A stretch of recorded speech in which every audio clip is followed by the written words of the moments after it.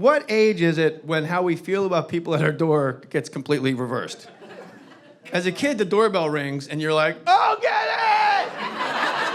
Like you run, you jump 2 flights of stairs. I would like palm my sister's face, like, "Okay, you got it last time."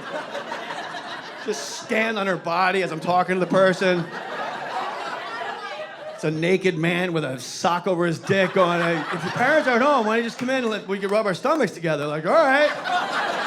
Will you come back? I can answer the door some more.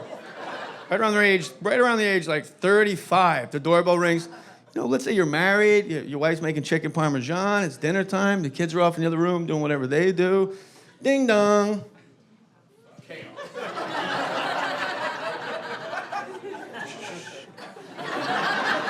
Ding dong. Oh, God. You get lower. You're afraid.